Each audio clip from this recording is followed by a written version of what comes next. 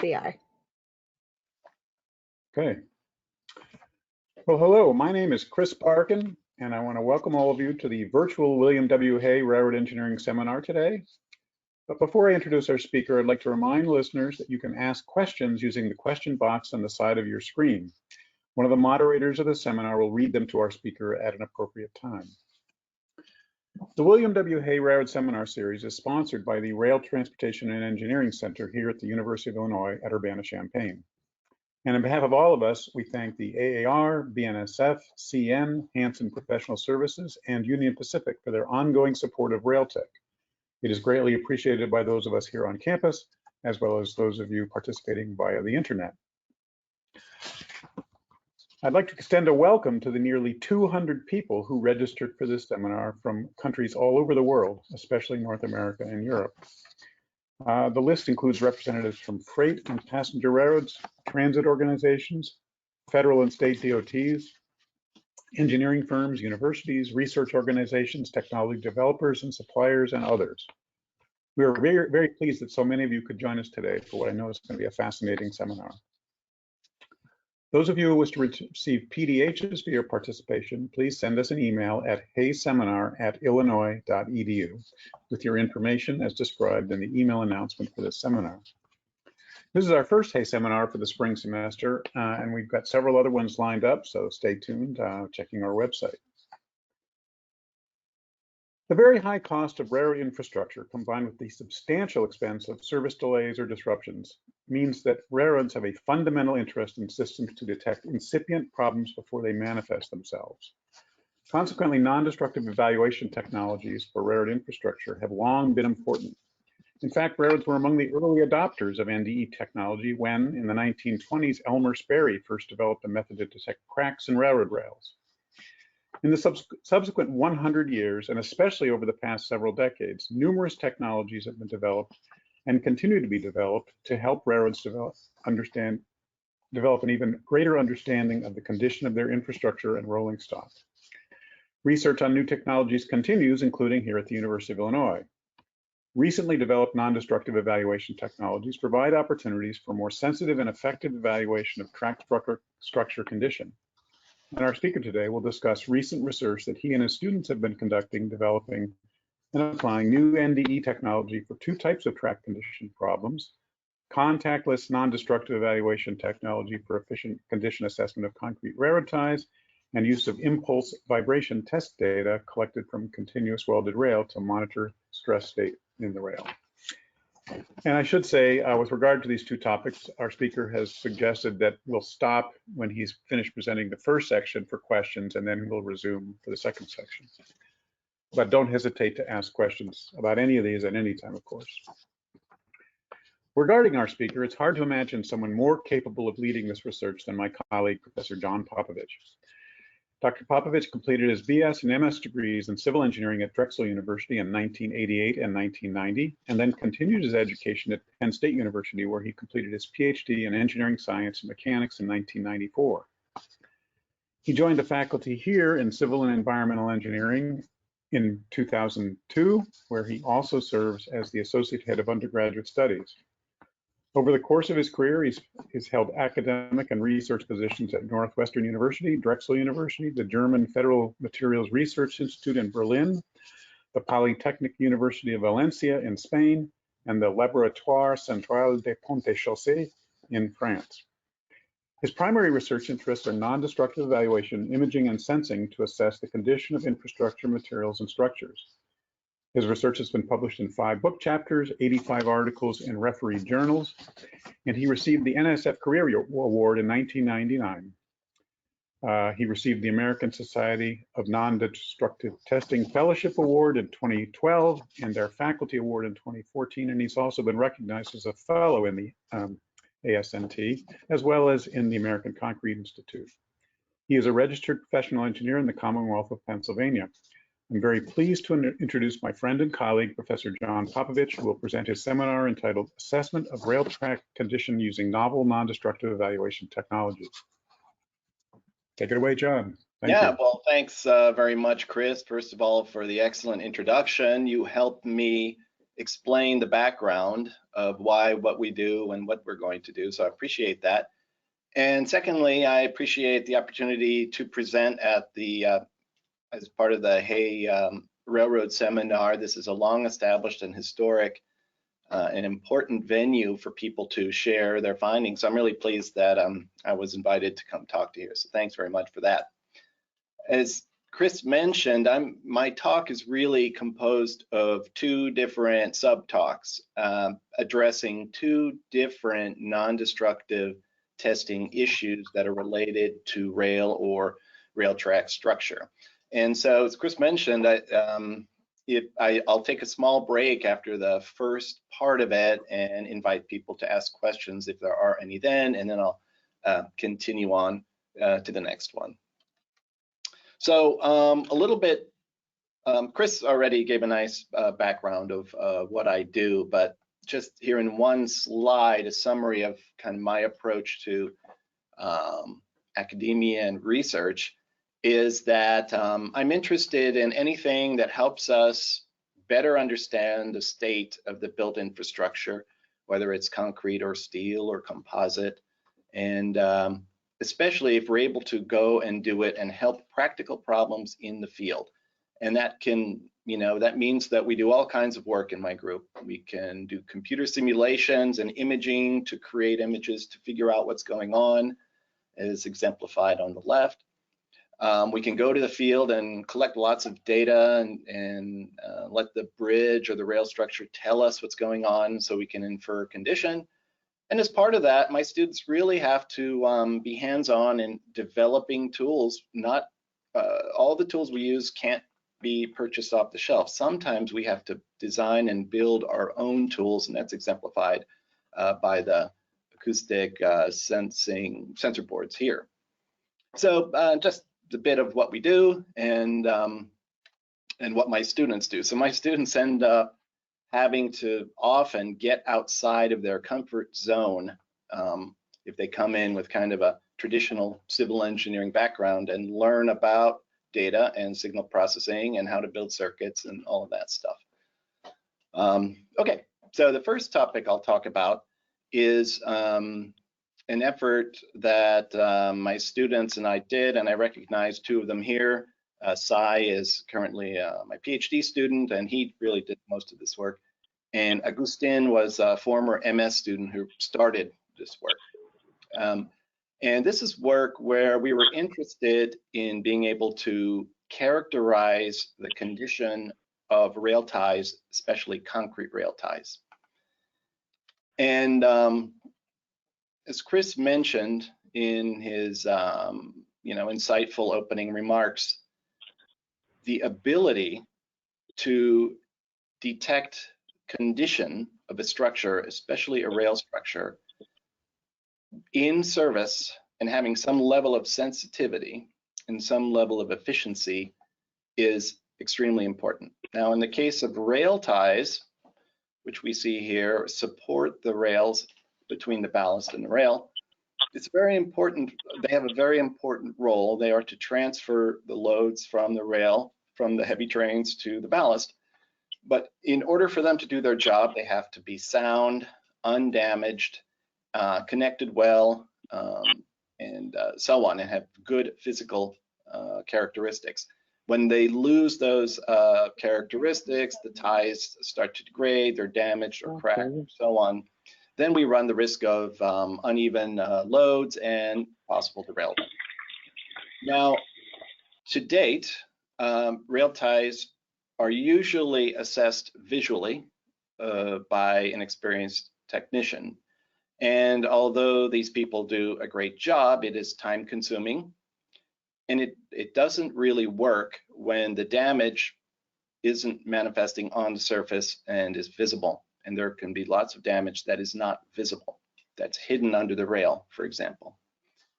So our idea is, can we somehow come up with a scheme that interrogates the tie and gives maybe a yes, no, or a degree of deterioration or damage, and say, hey, this tie is damaged and the others are not. And can we do so from a platform that allows some sort of rapid scanning? And so here I have a conceptual visualization of a rail car with some sensors that are suspended in the air. They're not touching the track or the tie, and they're able to interrogate the tie and move on, maybe from a moving platform. Now, I want to be clear, we are not in this state yet. Our technology readiness is not at this level. However, what I hope to show here is that we have the building blocks, and I think the know-how and the approach to take that next step and to apply it. And I hope to convince you of that in the next slides. So what do we do? What are these sensors that, how do they work and how do they interrogate the rail tie? Well, we use air-coupled ultrasound. So ultrasound is just a sound. Think of an acoustic wave or my voice going through the room. It propagates through materials and it bounces around materials. Well, we can send very special sound from a sender and make it impinge on the material, so bounce off the material, and then that sound travels in the material. It propagates. Just like if you throw a rock into water, a still pond, you will see the disturbance propagating. That's what we're doing here. We can't see it, but it's happening. And then we also listen to that disturbance as it propagates by using another sensor. So we have a sender, which is usually one transducer, and then we have listeners, which is typically an array or multiple sensors of a different type, because the type of sensor that's good at sending is not often very good at listening, and vice versa. So we have to have two different sensors. And when we say array, you can see that we have either a series of sensors that are listening, or we have one sensor that moves in a regular fashion that we're able to interrogate and listen at different positions, right? So this is the rail tie. We're sending in some waves that propagate and interact with the material, and then sometime later we listen to it and we try and infer what's going on. Now, to help you visualize that, what I have here is a computer simulation of a rail structure or a solid structure where we are sending in waves into the rail tie. So this bottom section simulates the rail tie, and the colors represent the wave. So imagine, I'll use the same analogy before. You have a still pond, you throw a rock into the middle of it, you wait a few seconds, and you take a photograph of the top of that pond. You're photographing the wave propagation that's happening in the water. Well, here, imagine the same thing. I'm sending in a wave, it's propagating in this direction. The colors indicate the amplitude of that wave, and it propagates primarily on the surface, but it goes elsewhere. And in here, I take a magic snapshot and show that wave as it's propagating at one time. What we see is that it's somewhat complicated wave propagation. We have a wave which is propagating in this way. I've taken a magic photograph to freeze it, but it's really moving in this way. And it moves at a certain speed of propagation, and we can characterize that speed. But we also see that there are waves going in other directions, including in the backward direction. And that's because as the wave interacts with defects, which I'm trying to show here, it scatters off and sends energy away from the primary direction into other directions. So we can measure how fast this wave is traveling, and we can measure the energy at which it's losing energy because that energy is being scattered away, right? So this is a kind of a visual to help you understand what we're trying to measure in here. So how did we do these tests? Well, we have a system which we have one transmitter, which is, think of it as an acoustic speaker in your house. You know, it's sending energy. That energy hits the rail tie, interacts with it, then the wave energy travels along the surface of the rail tie through different geometric dimensions or through different obstacles, like here's the rail seat. And then we listen at different positions here, And we just don't listen at one position, but we have an array and a moving array, so we can listen at a bunch of positions, right? So we're sending here, it's traveling through the rail tie, and then we listen at several positions here. So this is kind of the illustration looking at the side. And you see that we have this frame. So we designed a movable aluminum frame just so that we could collect data. And we position it there on the rail tie. And this is fixed. And these sensors move. And we collect a lot of data. And for each rail tie, now looking at the top of the rail tie, we not only collect it along the center, but we collect it on different paths too. So maybe on either side of the rail seat. So for each rail, we have lots of data because we are not only scanning along one line with different receiver positions, but then we're scanning along different lines. So because of our collaboration with Railtech, which we are very grateful for, we wouldn't be able to do these things without the strong support of Railtech. They provided us with a sample set of concrete rail ties that they have existing at their test facility with known damage. So these are a set of ties that are embedded in ballast, different types of ties with different types of damage. And so they gave us access and we could scan any one of these that we wanted to. And so we did. And we found that there were quite a few, and they were all concrete ties, but they were made of different by different manufacturers. They had different geometries. They have different fastener systems, and they had different levels of damage. Now we called whatever the damage that was indicated by them through their visual inspection, we said that was the ground truth. If they said this tie has longitudinal cracking here, we said, okay, this sample is ground truth longitudinal cracking. Same with other kinds of deterioration. So from that, we were able to collect lots of data. So we collected data from 81 healthy scan lines and 93 damaged scan lines. And remember, a scan line itself is composed of lots of individual signals because we're collecting lots of data, as I show here, at different positions for each scan line, right? And so just to give you some examples of some of the deterioration that we saw. So here's an example of rail seat deterioration in one tie. Here's an example of longitudinal cracking, transverse cracking, and so on, right? And so some ties had damage and other ties didn't. We call those the healthy ties. All of these ties were in-service ties that were taken, as I understand, from the field and then placed in this test site for our use. Okay, what do the data look like? So if we send one signal and we listen at another place with one receiver, the receiver provides an output, and the output looks like this. It looks like a little pulse of energy, and we represent that as a magnitude. It's really the voltage output of whatever sensor we have. It doesn't really have a direct meaning, so we just call it magnitude, but it definitely has a time characteristic. So imagine that, again, the still pond analogy, you have a leaf floating on the pond, it's not moving because it's still. I throw a rock somewhat away from the leaf, and as the waves propagate outward from the rock, it hits the leaf and it causes the leaf to go up and down as the waves pass by. That's what this is. This is the movement of the surface because of the passing wave, right?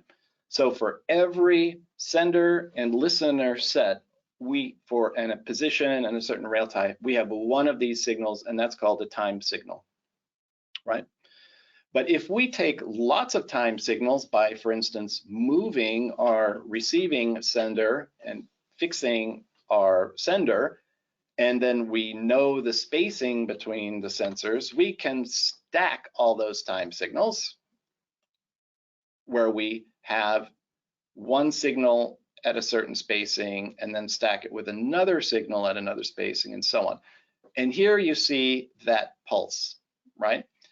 And as we space the listener out here, it takes longer for the wave to get there, so we get a signal that looks like this. This is called a time-space representation, and the color represents the amplitude or the height of that signal, right? So we can use this sort of information, but then we can do a mathematical manipulation and transfer or translate this data into another language or another domain.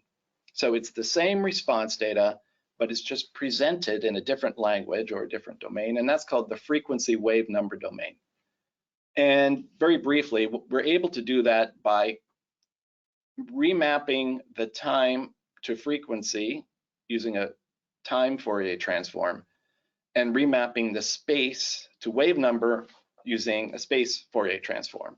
So now we have the same data represented in frequency and wave number. And so this kind of wavefront structure of the pulse passing is now in what's called FK domain, presented by this little contour map here, right? It's just a different way to represent the same data.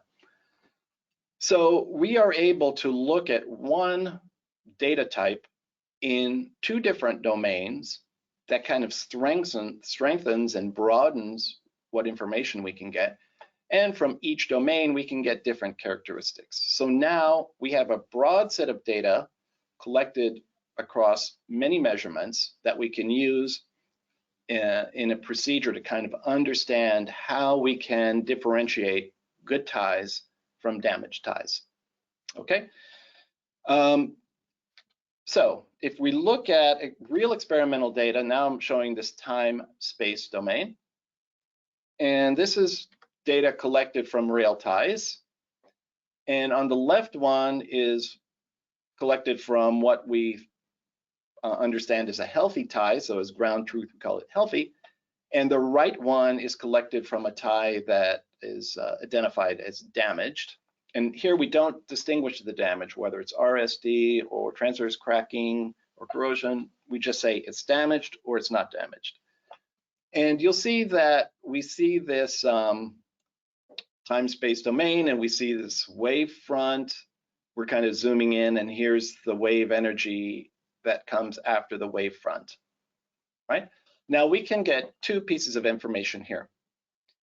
If we fit a line to this wave front, the slope of this line represents the speed at which the wave propagates, right? That's how fast it's going by. So here we have one slope about 2,500 meters per second, and here you have another slope. It's about 2,000 or 2,100 meters per second. So we see that the damaged tie has a lower velocity than the pristine tie, and that's what we expect. We can also measure the energy, and the energy, remember, again, is kind of represented by the colors here. More deeper red colors means more energy. And we can measure the energy by simply integrating each signal with respect to time and computing what's called an energy at each line. And we get this one number which shows basically what's the cumulative amplitude of that wave. And you'll see the wave on the left from the healthy tie has more energy, more bright colors than the wave on the right tie, which has zones of lack of energy from scattering, right? So we can draw these two features, speed and energy, from the time domain. Now we can also draw other features from the frequency wave number domain. Now again, these plots, although they look totally different than the time-space representation, they are talking about the same phenomena. It's just in a totally different language. And here, all we do is we identify the highest value, which is the amplitude in the frequency wave number domain, and we found that point here. And here, in the case of the damaged tie, we find the point here. It's the highest amplitude. And we use that number. Now, we can get a speed number by just measuring the ratio of the frequency to the wave number at that peak. That gives us a frequency speed. Or we can get a frequency energy value by just taking the amplitude value at that maximum peak. So again, we see here that the healthy tie has a higher velocity than the damaged tie, and that the healthy tie has a higher energy value. You see here the color is 90 compared to the damaged tie at 35. Okay, so again, we see that these features are able to distinguish, at least in these simple measurements, healthy from damaged using 4 different parameters. So we have lots of data, right? We've collected tons of data and we have these complicated signals, and then we have these features that we pull out of them. What do we do with them? Well, the answer is a process which I define here as machine learning. We let the computer tell us what's important, and we let the computer, with some training, tell us how to differentiate between healthy and damaged. Now, to do that, we have to train the computer. So what we did is we took our 174 scan lines from our total set, and we randomly split that sample into a training set, which has about 100 samples, and then a testing set, which has about 74 samples, right?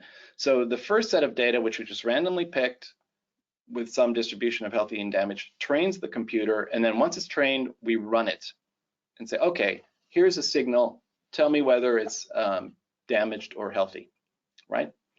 Now, the way we did that was we used what's called a support vector machine algorithm. And basically, the SVM defines a dividing space, a dividing line. It says, okay, this data set is on the good side, and the other data set is on the bad side. And they do that by minimizing the error in the proposed position of that dividing line within the whole data set. And I'll show you a picture on the next page that I think helped clarify that for a simple case, right? So then we have a decision line, and if the data falls on one side, we say that's a bad one. Hopefully it really is bad and we have a good prediction. And on the other line, we say, no, that's a healthy one, right? And then we can determine the accuracy of this. So what the decision plane says is the predicted. What we know is true from our visual observation and the information provided by our Railtech friends is the ground truth. We want them to be the same. Let's see how we do.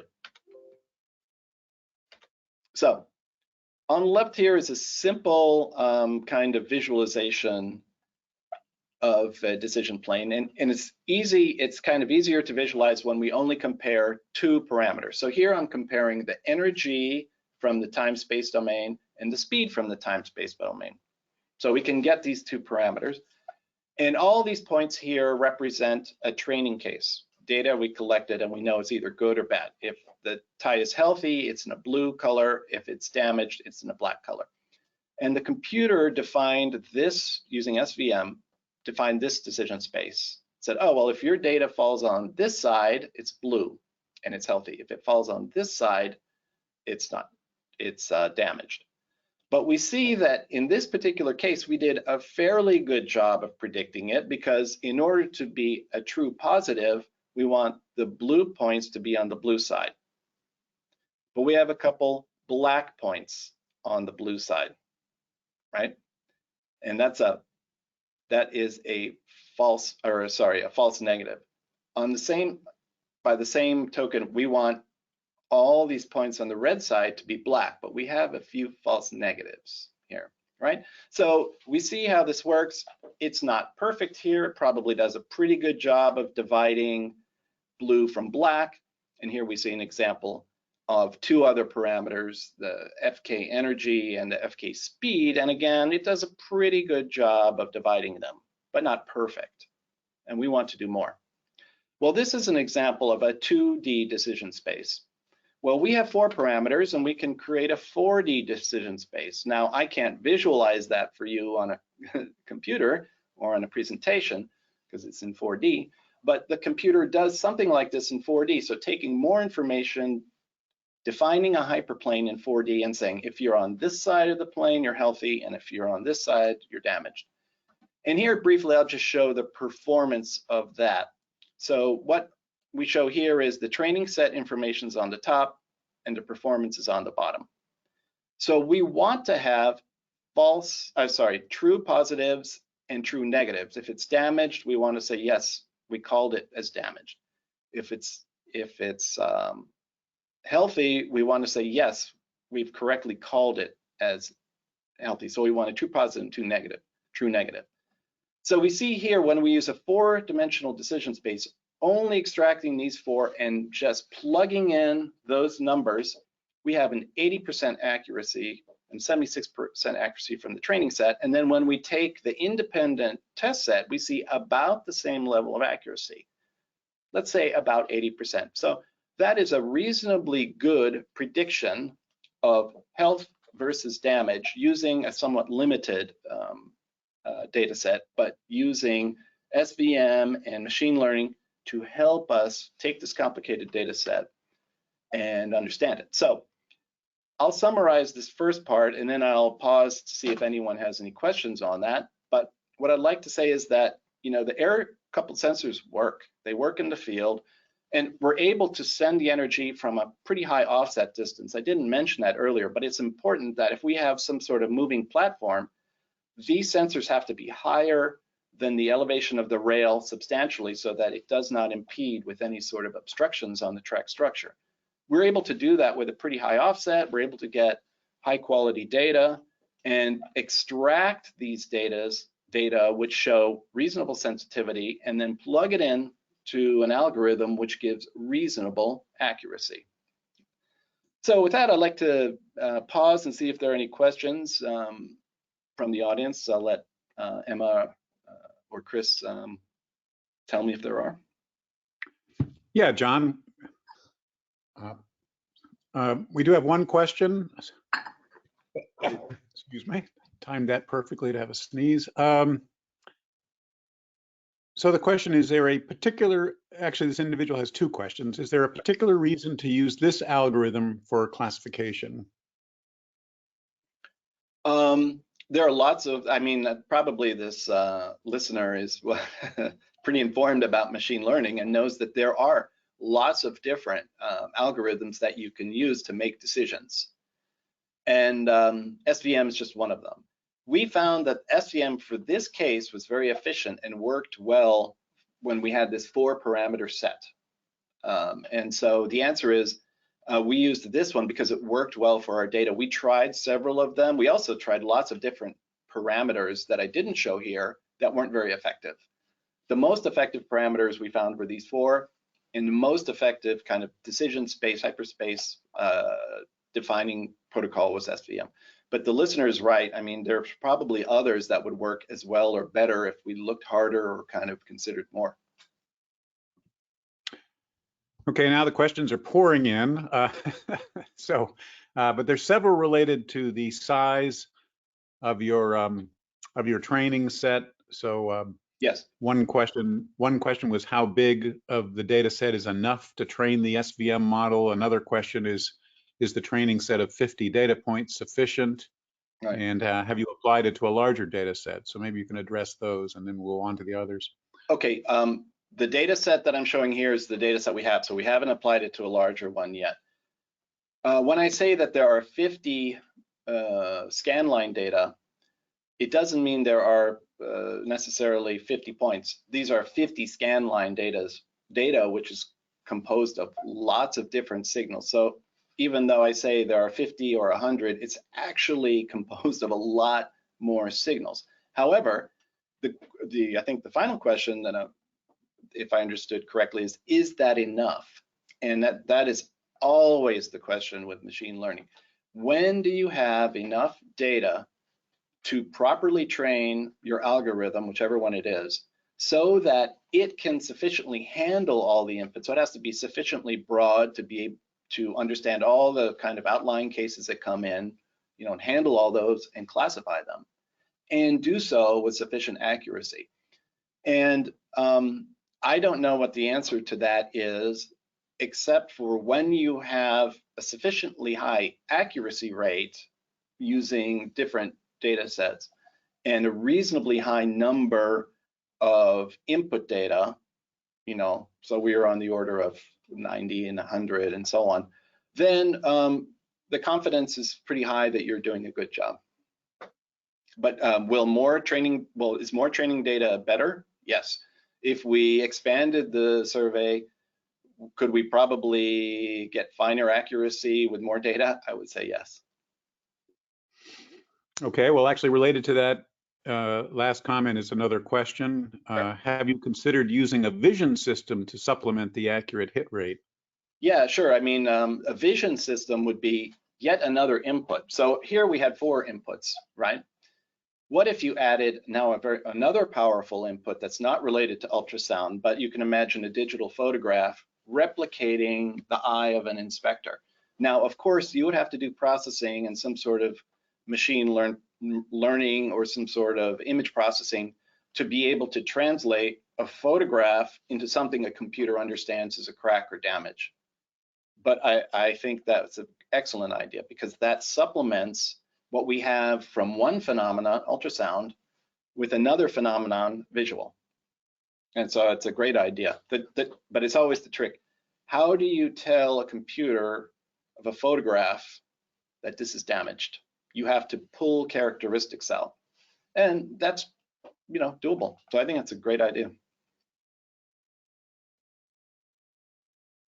Here's another question. The ties, as you know, have a variety of defect types. Were the Yes. algorithms better at finding certain types of defects? Yeah, I mean, great question, but here is a point where we don't have enough data to, I think, conclude that. We would need to really expand the data set to have, okay, because right now we had a sufficiently large number of all damage types, but we probably didn't have enough sufficiently damaged of rail seat deterioration, for example. Those were relatively fewer of those kind, or corrosion. We had lots of transverse cracking. We would need to kind of enhance our data set and have kind of a bigger set for one kind of defect and a bigger set for another, I think, in order to do that. Okay, next question is, do you have any insights as to the main reason for the false positive? Was it noise in the signals and coupling, variations in the properties of the ties, etc.? Yeah, I think it's, well, there is no coupling because we're not touching the surface. That's one great thing about acoustics, is that we don't have the coupling problem, which is it makes the signals highly variable. But we have the acoustic noise problem. These are microphones listening. So if someone is talking, a generator is running, the wind is blowing really hard, these are problems for us. And we were able to get rid of some of them with filtering, and you see we're able to collect lots of data pretty readily, but there is always the noise problem, especially at the lower frequencies. And that's an issue. The other issues are that it was a really wide set of rail ties, and so they had really different geometries and different pre-stressing and different connectors, and all of those little characteristics change the behavior, even though we said, oh, they're all the same. Well, they're not the same. And so I think that, in addition, can cause to some of the uncertainty. Now, if we had one particular design of rail tie, then probably we would get rid of those false positives and false negatives and get a better accuracy. Okay. The next question is, the questioner compliments you on the value of this for internal defects, but what about rail seat abrasion, which is an external problem? Yeah, I mean, we had ties that did have rail seat abrasion. I would call that, I mean, I'm not from the rail industry, so I don't have the vernacular probably right, but I call that an internal, meaning that you can't see it with your eyes if the rail is in position. But we had samples that had RSD, rail seat deterioration, as part of the sample set. But again, we didn't have a lot of them, and so that's why I'm not confident statistically about that. Okay. Next question is, when scanning along an individual line, would defects at all depths in the tie be identified, or are defects at the surface more easily identified? Okay, yeah, this is a pretty insightful question. So this person understands the test. So we're using surface waves, and just like a wave in an ocean, is pretty relegated to the top surface. There's a lot of activity at the top, but if you go deep enough, you don't feel that activity. It's the same thing here. So one drawback of our approach is that it's probably not interrogating the bottom portion of the tie. So if you had a real big problem at the very bottom, like a massive crack at the very bottom, but that did not extend to the mid depth, we are not going to see that. Okay. Still have a number of more questions, but I think we'll, if it's okay with you, we'll continue with these and then move on to the second section of your presentation. Yeah, and I'd be happy to answer more questions. So in this second part, I'm looking at the time, and so I'm going to go pretty quickly. And, you know, I think that's okay because this is the project I'm really interested in, but this is ongoing. It isn't as, you know, kind of complete as the first start because we're still collecting data and we're still trying to figure out what we're doing here. But I just wanted to share it, and so please consider it as kind of an in progress type of work. We don't have the answers yet, but I'm showing you where we're going and what we have done so far. I want to acknowledge all the colleagues that have helped me. Peter Zhu, he used to be a postdoc here, he's now at Utah. Chi and Sang Min are my students, and Marcus is from Railtech and part of our team. They all contributed to this.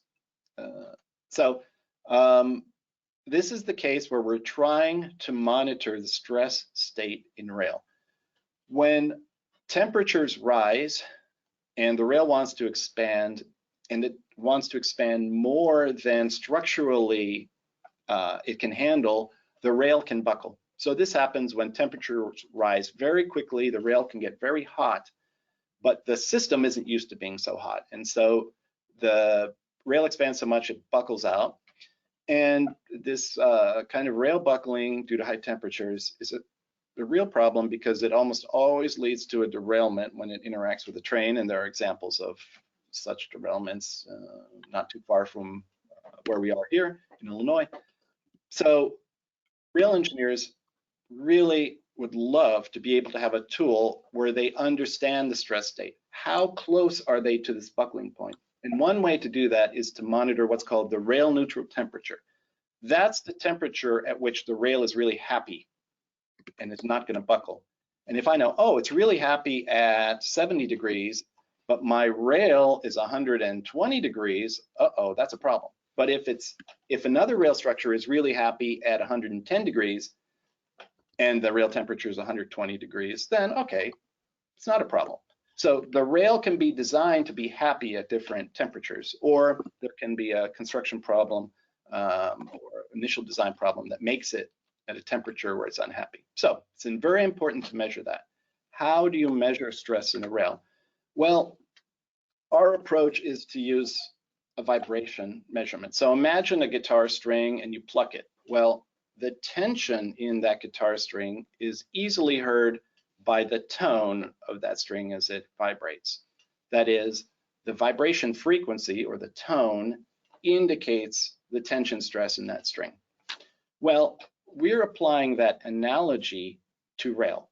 However, that analogy falls short beyond my initial example of the guitar string because rails are very stout. They have very complicated geometries, and they don't resonate readily with one tone like a long string does. So, but the idea is that we pluck it and let it ring, or in other words, imagine that it's a bell and we're striking it and we're listening to the tone of that bell. And we're going to try to tie the tone of that bell, even though we as humans can't hear it because our hearing is not good enough to hear that, but we can use a microphone or a sensor to listen to that, measure the data, and tell us, oh, it has a high tone or a low tone, so therefore it must be under high stress or low stress, and so on. Here's the very simple approach. We collect a lot of data. We try and simulate how these rails vibrate, so we kind of have a better understanding of this very complicated phenomenon. And then we use another type of machine learning where we train a system to take in all of these vibration signatures, train it to say, aha, this vibration signature means a certain stress state. And so that kind of artificial intelligence or machine learning is called supervised learning. So that's our approach. Collect a lot of data, good quality data, understand the modeling so we can kind of find our way, and then develop a supervised learning model. Okay, how do we collect the data? Well, it is as simple as ringing a bell. We hit the rail and we listen. And, you know, I have a picture of a regular microphone here, but we don't use a regular microphone because those vocal microphones are only effective within a pretty narrow frequency range, and that's the range of human hearing, up to about 20,000 hertz. The rail vibrates at a much higher frequencies that dogs can hear, for example. So we have to use a special microphone that is able to listen up to 70,000 hertz. So, but essentially it's just a microphone listening to us hitting the rail. And because we didn't know, rail is complicated, cross section, and how it vibrates is complicated, we didn't know if it's best to hit here and listen here, or hit here and listen here. So we just did everything. We hit at locations A, B, C, D, and E, and then we listened at locations A, B, D, C, and E. And that gives us 25 combinations of listening and hitting combinations. And we did this because we don't know for sure which vibration mode is the best and which is the best way to excite that. So in this case, this shows the EA configuration, hitting at E, listening at A. We 3D printed a little structure which allows us to hold the microphone at positions A through E that will snug up to the rail structure and then hold it in position.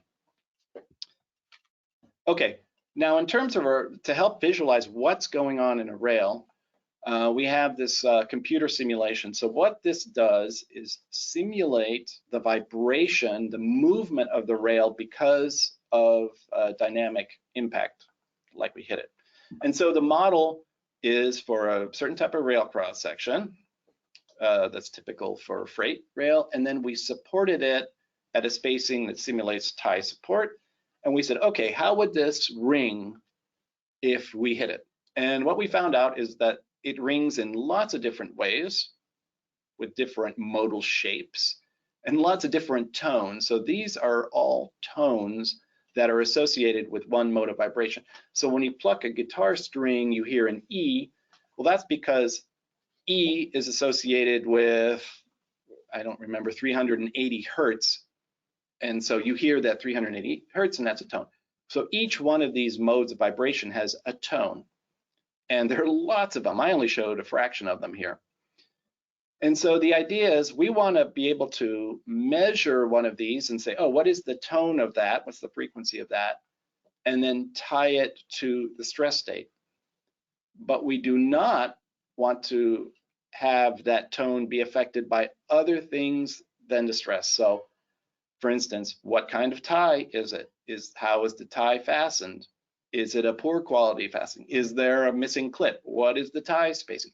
If any of these things affect the tones, then that is very disruptive. Or what kind of ballast is it? Is it compacted? What's the moisture content?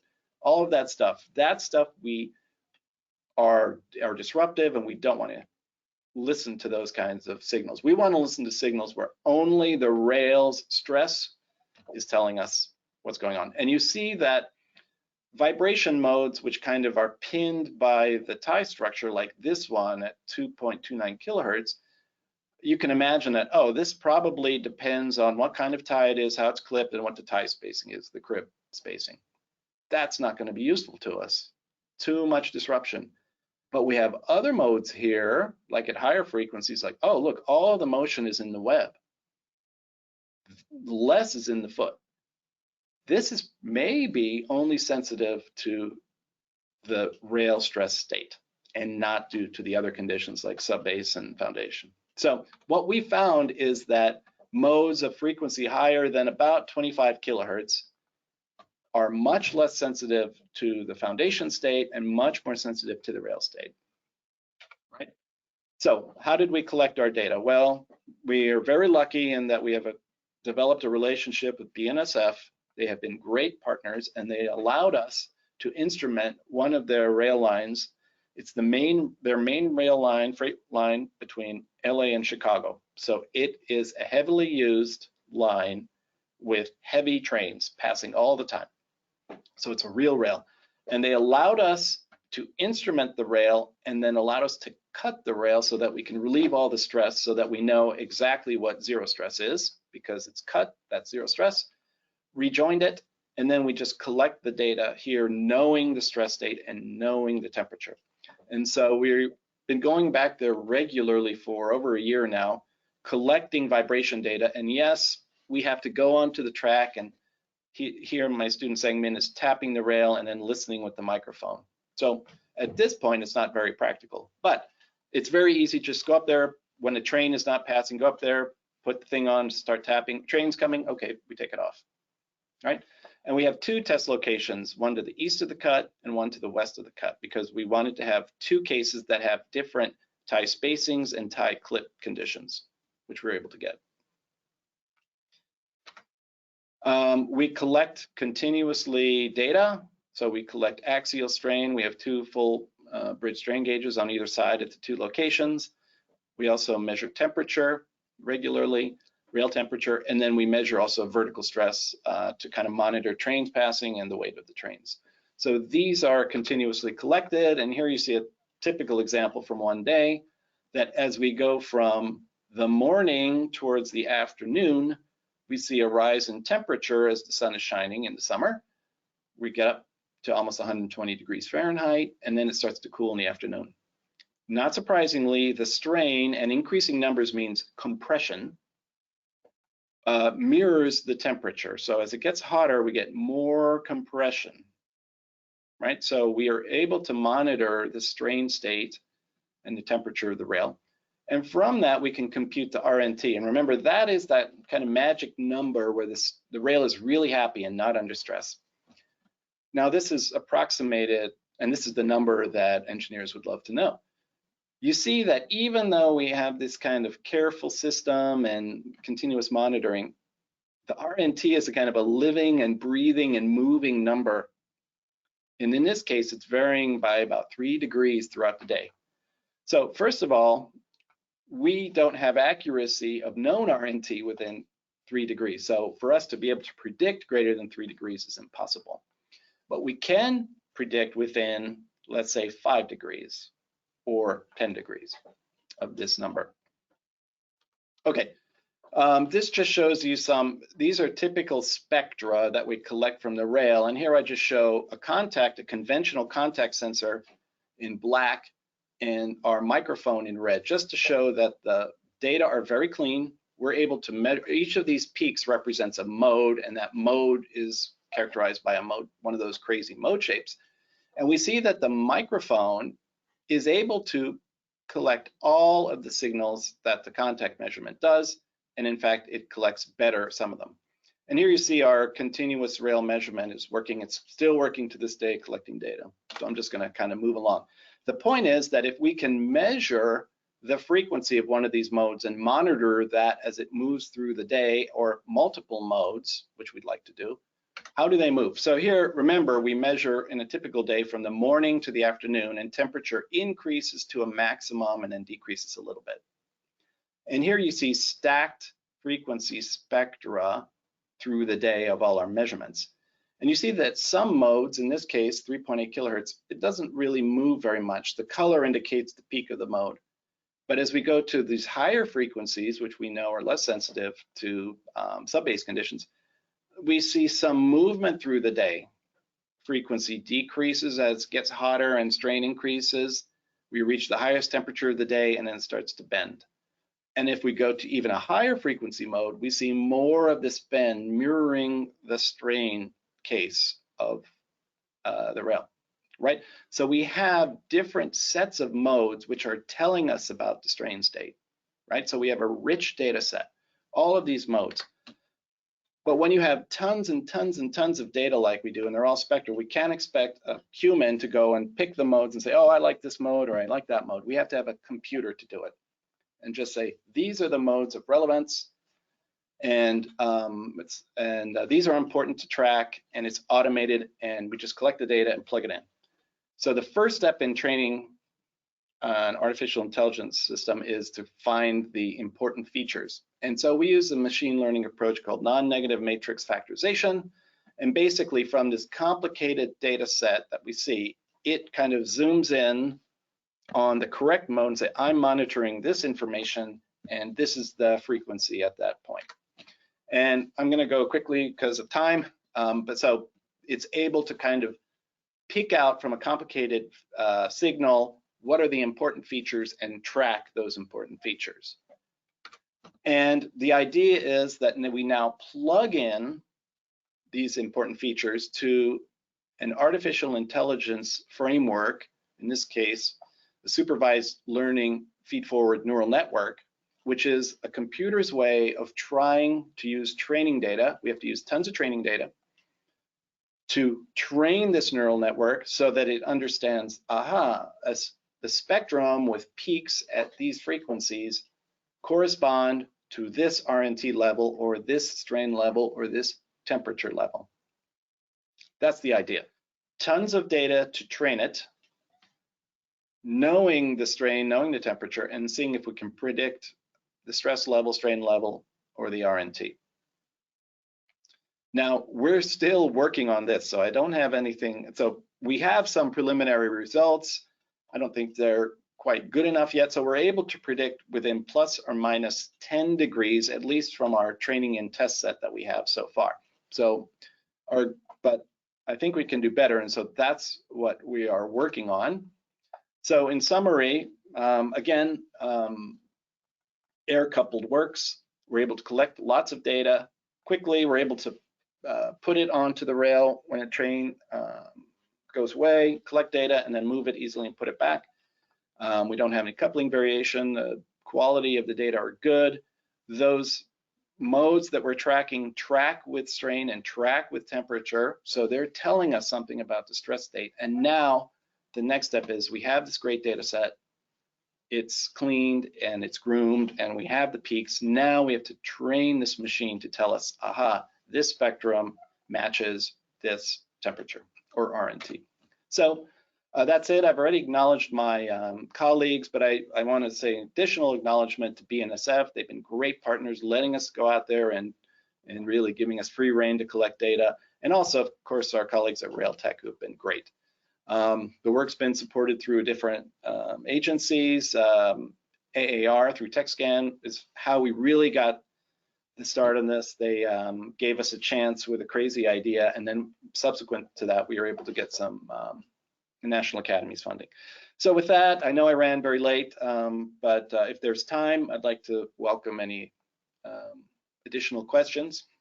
And thank you, everybody, for your attention. Well, thank you, John. Yeah, there's definitely no pressure on us time-wise. We can all go as long as we want. Sure. So the first question related to this part of your presentation is, how dependent is the rail's response to rail wear? Yeah, great question. And because the higher frequencies are going to get rid of the problems due to the subbase, but they will be sensitive to rail wear. So, and we understand that.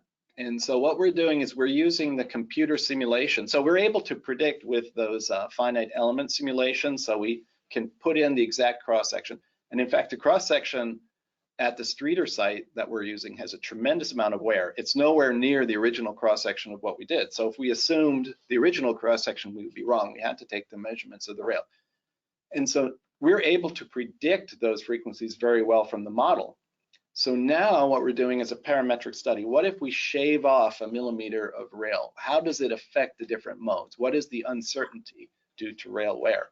So at this stage, I don't know what the answer is because we have to rely on the numerics because our field data are the field data and we can't change the wear of that. But we can look at that very important characteristic through the numerics, and that's what we're doing.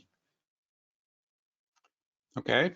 Another question is, how is the methodology affected by residual stress in the rail, and can you distinguish them from the thermal stresses, and do the residual stresses affect the mode shapes? You know, I think, right, a stress is a stress and a strain is a strain, whether it's caused by residual sources or original rail processing or temperature. We're not, and so all of the strains and all of the stresses get lumped into one kind of, bucket. And we're only able to tell, oh, here is the total strain, because that's what we're measuring. We're just kind of measuring the axial strain. So I would say that we're not able to distinguish that. However, I mean, maybe an RNT expert could look at our temperature and axial strain data. And if someone is able to say, oh yeah, from these profiles, I am able to distinguish between thermal strain and residual strain, that would be great, because then we can say, now we have another data set that we can use. But I'm not aware of how to do that. So if someone knows how to do that, I'd love to learn about it. Okay. The next questioner would like to know, can you explain what the blue line and red triangles in the temperature and strain plots are? Yeah, let me go back. Here, right. So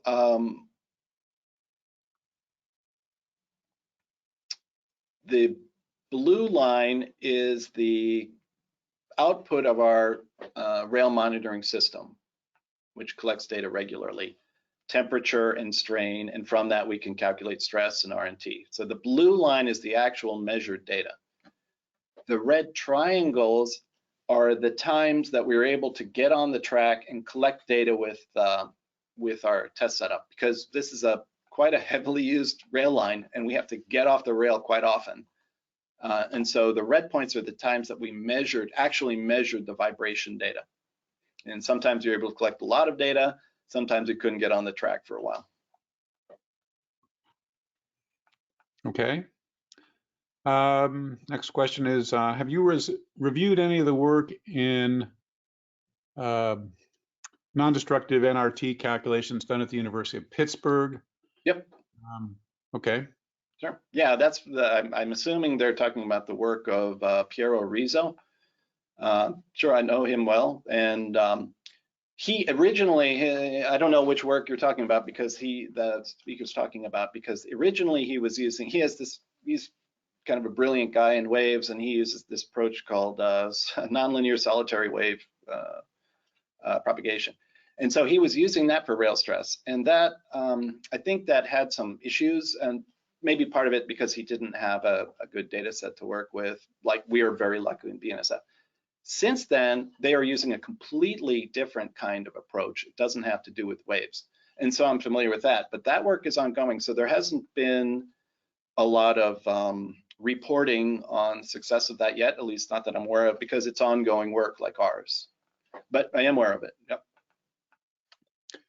Okay, that's the last question regarding this part of your presentation. Okay. Although I have a comment to make, which is, and I'd be very interested in what you've heard from the railroads or anybody else who's listening and who could comment on this. But I seem to recall from research that was done here almost 20 years ago on the question of rail neutral temperature, that if the railroads could even get accuracy within 5 to 10 degrees Fahrenheit, they'd be very happy. So I don't think you should be, there's no shame in a 3-degree fluctuation in your RNT estimate. I think if you could figure out a way to consistently achieve that, you'd definitely be onto something. So yeah, I mean, Chris, this is the kind of similar message that I've heard from the rail industry, that this is such an important problem to monitor, and that there is currently no tool, even though lots of us are trying to work on it, but that can be applied regularly with confidence for different rail conditions, even if a rail train passes. So some of these conditions, some of these methods have in the past have worked in the lab but don't work in the field because of unknown disturbances. Because of that, the industry is like, we would be happy with any sort of estimation that's 10 degrees. Even that, I mean, that's not enough for us, but at least that's something. So we aim to do better than that, but if we end up with a method that is pretty regularly reliable within plus or minus 5 degrees, so a 10-degree sweep, or even a little more, we'd end up being happy with that. Okay, do you want to take just a couple more minutes to address some of the concrete tie questions that we didn't get to address before? Yeah, if the people are still here and interested, sure. Now, there's a lot of people still on, so Right. I can't guarantee that the person who asked each of these questions is necessarily on, but anyway, so this question is, again, back to the concrete tie work, as the sensors move, they will also need to differentiate between ties and ballast. Did you also teach the algorithm to achieve that?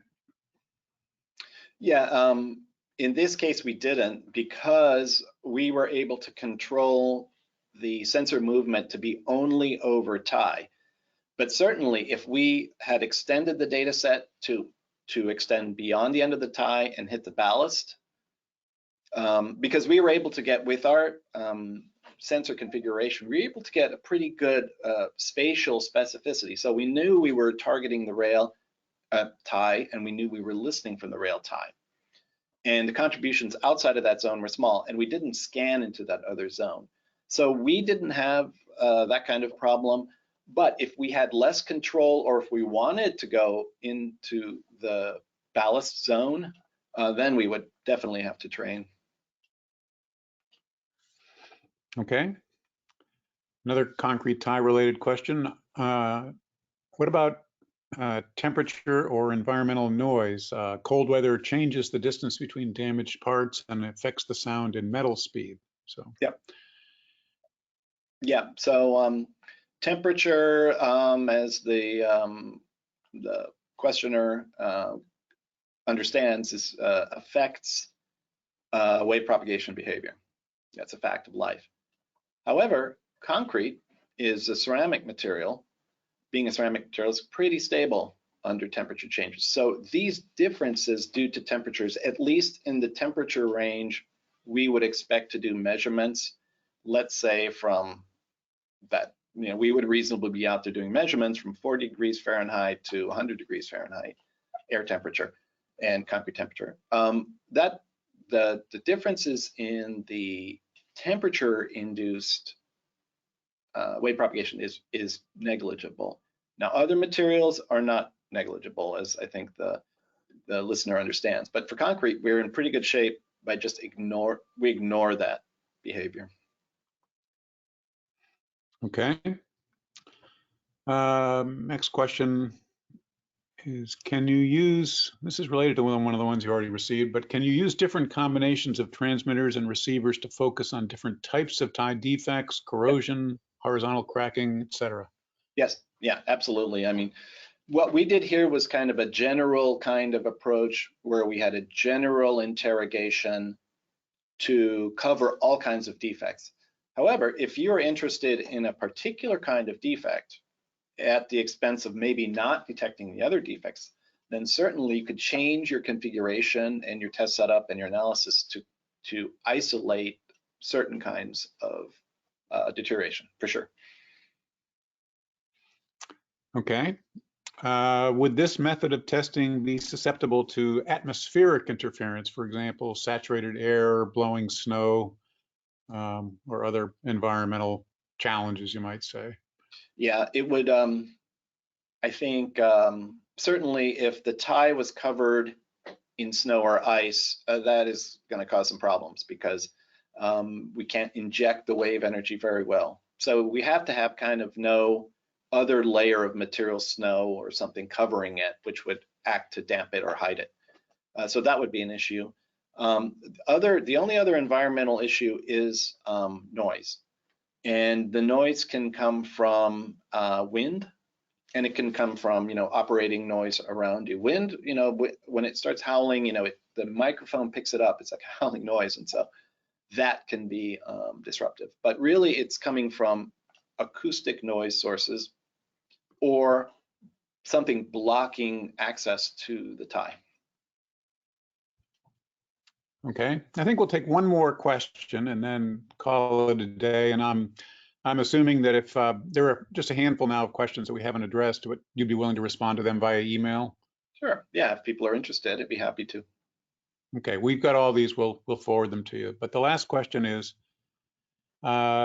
Can your system detect delaminated pre-stress strands that do not yet show other signs, external signs of damage? Right. If those delaminations are, on the upper end of the tie, because remember, surface waves can't interrogate deep.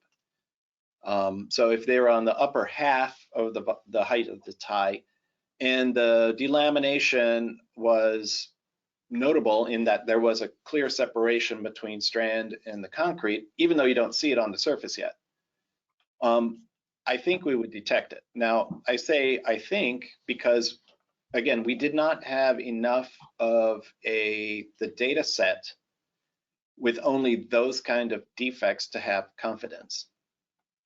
But so I don't know, but I think it would. But unfortunately, I think the only way we would know for sure is that we have a pretty large set of these defects compared to another set of healthy, and then we collect the data and train it and see if it broader training to have more confidence in that particular defect. But if the defect, any sort of cracking, crushing, or delamination that's filled with air on the top half of the tie is a good candidate for us to see. Okay, well, I want to thank you very much, John, for a truly fascinating seminar on a tremendously important subject. It's great that you and your students and other colleagues are working on this, and we really appreciate you sharing the results of your research with not only with us on campus, but of course the hundreds of people from around the country and around the world that tuned in today. And we certainly want to thank all of our attendees for your time and attention and very well thought out questions. I'll just conclude by saying that we've got another William W. Hay engineering seminar lined up for 2 weeks from today. Dr. William Barber from Vanderbilt University is going to be talking about a very different subject, the work that he's been doing on rail dispatch analysis methods using optimization and empirical data. So mark your calendars and plan to tune in. And with that, we'll conclude, and you guys everybody else have a great afternoon and a great weekend. So thank you. Thank you, Chris. Thank you, John.